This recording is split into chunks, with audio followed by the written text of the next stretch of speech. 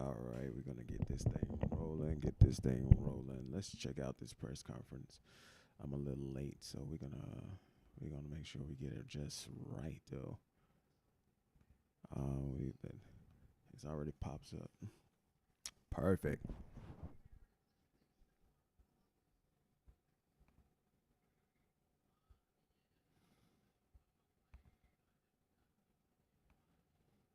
Oh snap! We got Kamara Moto on this.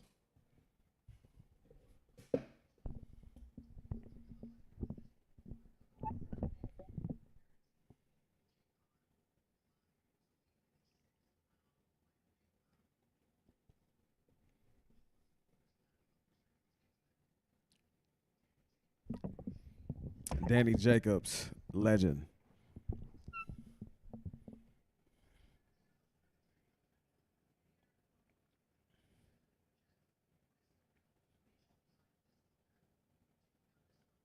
Ah,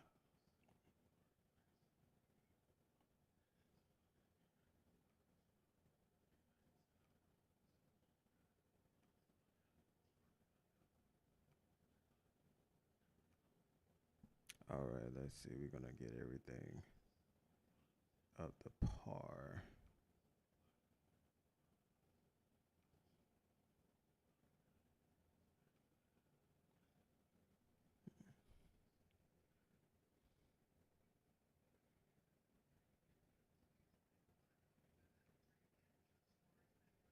Course, you're gonna see that Saturday night. I ain't Looking gonna lie, forward to bro. He that. Of has course, your been opponent, outside the ring for a Shane while. Mosley Jr. Shane, a lot of respect from this side of the table from Danny. He knows your name. I'm gonna go on the record and just say that, bro. Ring rust is definitely Of course, real. you're gonna see that Saturday night. I ain't Looking gonna lie, forward to bro. that. He has. I ain't gonna lie. Like, ring rust is definitely real.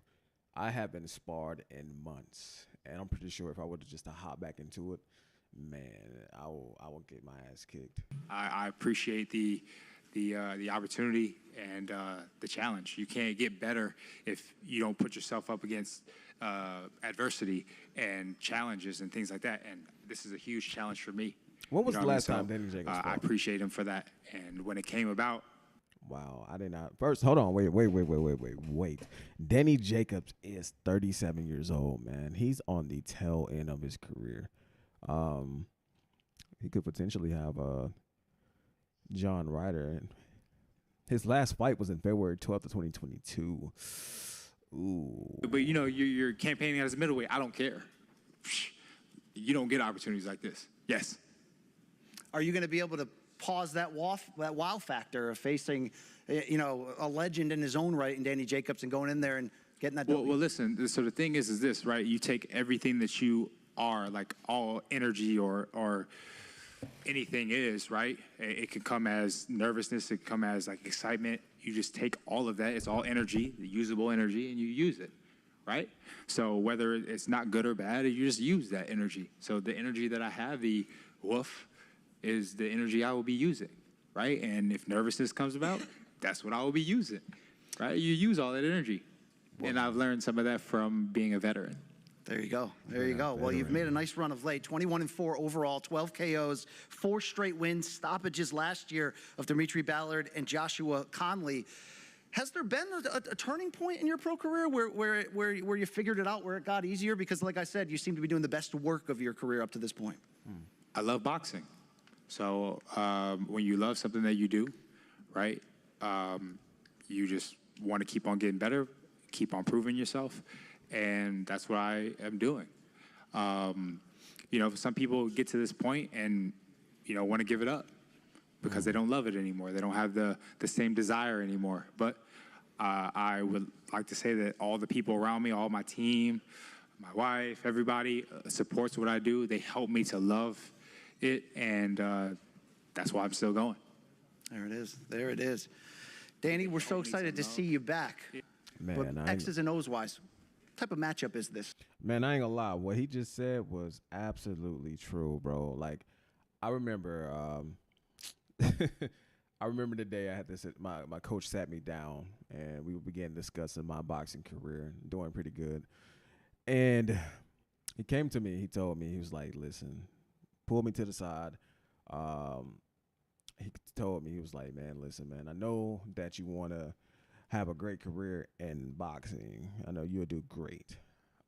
But he can just tell my heart was in it, man. I was going to different places. I was sparring some of the top people, and just out of the blue when he said this shit, it really just kind of just like threw me for a loop, because I was just like, damn, I thought I was doing pretty good. Man, he pulled me to the side and told me, he said, listen, bro, listen, you can be great at this, but you don't have the mindset of like a boxer. You like look at things from an analytical perspective. You like look at things from a breakdown perspective. So he encouraged me to become a coach, and I was just like, man, that's a huge whatchamacallit trying to place on me, man. But that really kind of broke my heart when he told me that. He asked me about it. I said yes, and he said, well, that's what I thought. That's what I figured. And so now they had that, and so I said yes to Carlos Adames initially, but because this came about, I went with what the hell happened? that guy over there. And I'll ask everybody else, no offense to Carlos Adames, but whose name is bigger, Danny Jacobs or Carlos Adames? Right? Danny Jacobs. So that's who you go for. They don't got no That audio. is our The audio 10-round went out. super middleweight co-feature on Saturday. We can't wait to see, and of course, welcome the arrival of Stockton Nation here, 209, the great Nate Diaz, and of course his teammate who will be seeing this Saturday, Chris my coach, Avila, a he sat me down sixth-round and, light heavyweight dual pretty plan much explained against to me. He was Anthony like, listen, Showtime Pettis. And I know that Chris, you wanna this be, transition from et cetera, mixed martial doing arts to pretty good. I boxing was for making you weight, has seemed to sparring really some bring out top the people best and of you. getting paid. 5 straight And he wins. was just telling me, like, listen. But when you're fighting another fighter in that same transition, we've only have a couple pieces of footage here of Anthony Pettis in a boxing ring. How tough of a matchup are you expecting him to be on Saturday? Like, listen, I want you to be successful. I'm sure I it's want going to you be a tough great, matchup, but I prepared man, I think you should properly, start and looking at the avenue I'm of being looking to a outbox him and get my hand being raised. a and coach. And I was just yeah, like, I'm ready to go. man. Certainly can is see the that. audio working, Over to or is it just me? Manuel Correa. I'm here to fucking fight, and I'm here to. Fuck. Together. Hold on, let me refresh this shit, because this is.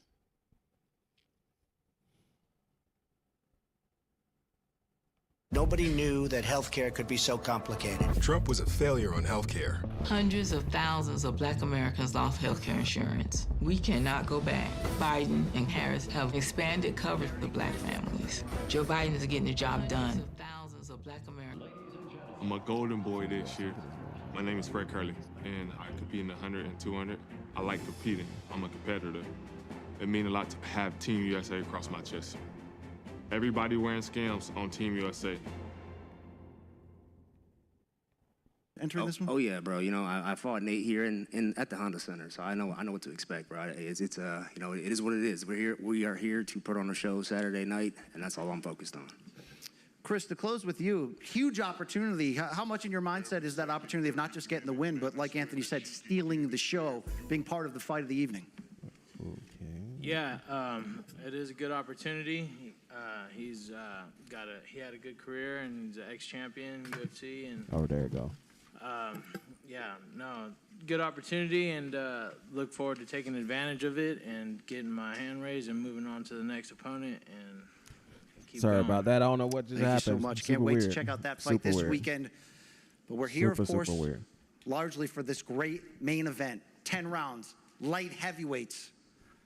A second helping in a fantastic combat sports rivalry, which took us back to the inaugural BMF Championship bout, 2019. And a third round referee stoppage, which didn't necessarily leave a ton of closure, although a much respected victory for Jorge Masvidal. 5 years later, we're here to do it again, this time in the boxing ring, as these two combat sports icons square off. Wouldn't think you would need to list their accolades. They're pretty much well known, but when you're talking about Jorge Masvidal, you're talking about the 2019 Consensus MMA Fighter of the Year, a guy who bleeds the 305 of Miami, who reached superstardom that same calendar year by delivering the quickest knockout in UFC history against Ben Askren, a 3-time Fight of the Night honoree, 4-time Performance of the Night winner. It's sort of what he does. Man, those accolades is like crazy. Mad crazy. Jorge, game-bred, Masvidal. Masvidal. Jorge, there's been a lot of talking in the build-up to this fight. I've done a lot of it, whether people have enjoyed that or not. It's close to be time to fight, though. But what have you learned about your opponent during the ups and downs of this press tour? The craziness that has happened, the trash talk back and forth. I'm never worried about my opponents. I just worry about me, training, give praise to God, ready to go eat, and then all the fighters on stage want to go eat. So hey, yo, Chris, it is ass, man. But his opponent, expected. This is Stockton, expected. California's finest. Man who took part in some of the biggest rivalries in combat sports history, record-breaking pay-per-view numbers in his 2-fight series with Conor McGregor. He made his first foray into professional boxing, going 10 hard rounds with Jake Paul.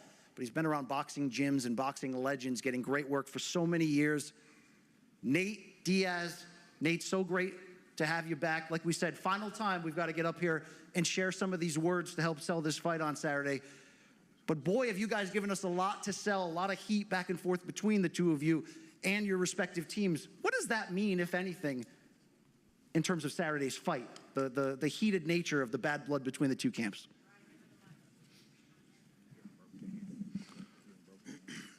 There's no heated nature for me. I'm just here to do my job, get the job done. I train hard. I came in with my team. We train hard, all of us, and we're here to win. Man. Jorge, we were here a month ago. We mentioned the brawl that took place to close the press conference just outside the arena here. When you look back on that, what are your recollections? What are your takeaways? I'm plead the fifth. Yeah, I'm a plead the fifth. You protected your coach. You protected your team. They must have got some type That's of civil lawsuit going on behind it or something like that. You can't to the speak bad on blood it. we have for Saturday night, the motivation for you to come in here and score a second victory over one of your most star-studded rivals. Does that raise the ante, raise the motivation level for you entering Saturday? Man, I just want to fight already. You know, I'm kind of waiting shit. You know, I just want to fight. This is cool. I know we got to sell pay-per-views. I just want to fucking fight already and knock this motherfucker dead, bro. Obviously, I didn't like what happened at the press conference, but that's in the rearview mirror. That's my emotions are not going to take place on Saturday. You know, what's going to take place on Saturday is 6 months before I of even speak on this, isolation, hard work in a boxing camp do my with research boxers, on it. learning the craft from the ground up and nothing else. You know, whatever took place on that day doesn't really change the outcome of what's going to happen in the fight because I'm still going to knock this motherfucker dead. Nate, training camp was extended an extra month. You've said maybe you weren't at your best level of fitness. Like I hear people when they say this, man, they're gonna knock Nate Diaz out. Fun fact, very fun fact. I'm peeking a little bit. Fun fact, Nate Diaz has never been stopped in his career. I mean, knocked out in his career. He's definitely be stopped. So it's kind of hard to believe when somebody say they're gonna KO Nate Diaz. Dude, I find that hard to believe. Dude got a granite chin. A granite chin. He's never been knocked out. Been TKO'd, but never been knocked out cold. So, man, I find that so hard to believe. Fun fact. Good stuff. Honestly, Nate, what are your man, expectations? Honestly, how I feel, just looking at both of them, man, this is lackluster, bro. These people just want to come in and get this check. All the antics, all the theatrical behavior is already done. All they got to do is get in the ring and fight. For Saturday's fight.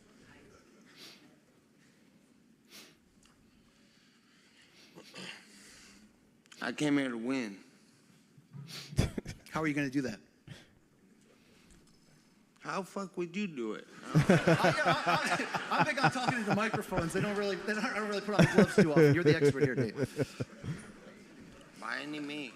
Yo, this Any is why, means necessary. This is why people like Nate Diaz, man. People like the raw, they like the run shit. Honestly, I'm gonna be honest with you, man. I think Nate Diaz is the only person in the UFC that says the N-word and just gets away with it so freely. Everybody loves. If you don't like Nate Diaz, something is seriously wrong with you. Nate Diaz is definitely a legendary within himself, bro. So shout out to Nate Diaz. That was a Nate Diaz answer for you. Jorge, how do you get your hand raised on Saturday? Violence. Violence. The only thing I've ever brought to the sport of combat is just violence and some techniques. So that's how I get my hand raised. And then eating these cheeseburgers right after I get out of here so I have some energy. Regardless of what goes on Saturday, does this end the rivalry between you and Nate Diaz? Ain't no rivalry, bro. Yeah, I'm about to say it never been a rivalry, bro. That's how these little medias and like press conference announcers, and that's how they get shit started in the media, bro. It was never a beef to begin with. These are two people that come in and just do a job. He want to spin the narrative like it's a beef. It's no beef. They Nate, have a same job for to you. do.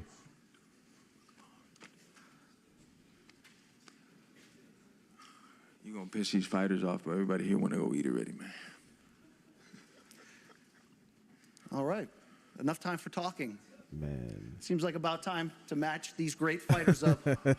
We are just 3 days away Very lackluster. from this fantastic pay-per-view fight offering this Saturday. Last Man Standing, as FanMio pay-per-view presents Diaz versus Masvidal 2. But before we match up these fighters, we did want to recognize the great media contingency who's here today and open up a line of questioning out to all of you for any of these great fighters. All right, so like I said, I just did a YouTube short about this particular fight, and just judging how's the energy, bro. These guys are just coming to get a check. They coming to get a check. They coming to do the job or whatnot. And Masvidal, it sounds good. It sounds hella good. It sounds even better. But the truth of the matter is, bro, he has stamina issues. You know what I'm saying? Stamina issues. And if we know anything about Nate Diaz, if you just live underneath a rock, bro, he doesn't have a problem with any of that. So, Fighters here on the days. Crazy.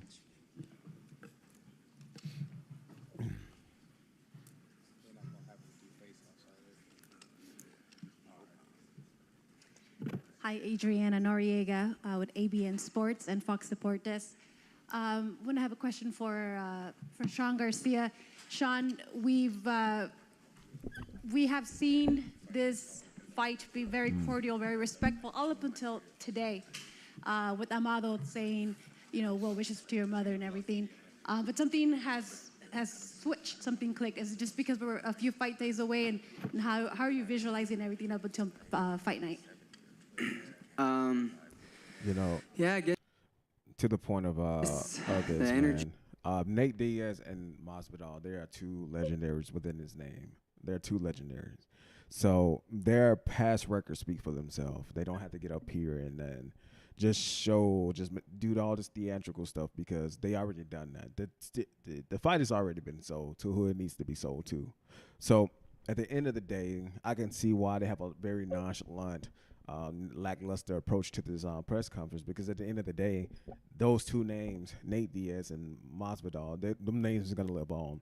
Nate Diaz being the showmanship, being the bad guy, being everything, being the bad motherfucker from Stockton Holmes slaps, who's been in legendary fights with Gray Maynard, Conor McGregor. Just to name a few. Then you have Masvidal, with I think the fastest UFC KO in UFC history. So the records has already been sold. The fight has already been sold who it needs to be sold to. This Saturday and I know they're tired. Just staying sharp, working on my craft, and continue to grow as a fighter. Staying focused. Yeah, that's what I've been doing, and I think that's gonna translate in the fight.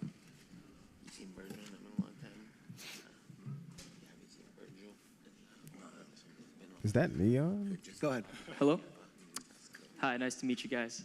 This question's for Nate first. I just wanted to ask you two things, man. First question is, who inspired you when you were, first up and coming when you were boxing? Who really made you want to become one of the greats? First and foremost, my brother, my big brother, was fucking doing a lot of good shit and putting me on game with a lot of people. I liked Mike Tyson, Roy Jones,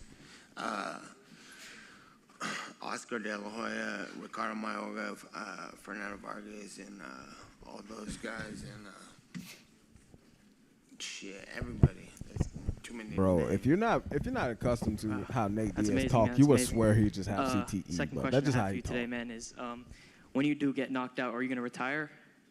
Who said that? So I know who you are. Or that little bitch boy, you fucking little pussy faggot.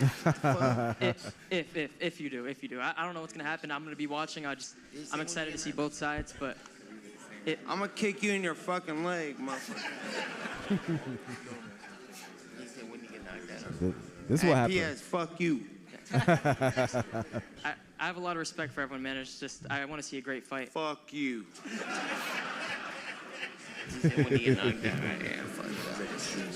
Bro, that's what happened when you get these streamers. It's little shit board, kids man. like this little bitch talking in this motherfucker that is like changing the times. Need your little ass whooped. I got little girls over here that'll fuck you up.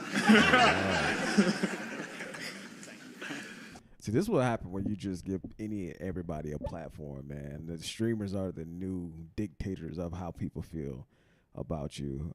From my understanding, that's Neon. Apparently, he's a extremely big streamer. But at the end of the day, they really dictate what the hell is going on. Fanmeo.com/PPV, $49.99 with a free fight t-shirt. Fighters, we're going to face off here. And of course, you can also purchase the pay-per-view through UFC Fight Pass or through DAZN pay-per-view. Tickets available right now through Ticketmaster, beginning at $25. And now we will face off in front of here. First, a group shot involving all fighters on the main card here. If you can come in front of the dais. Extremely painful press conference to watch, man.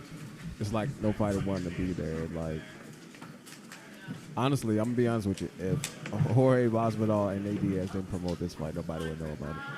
Nobody would know about it.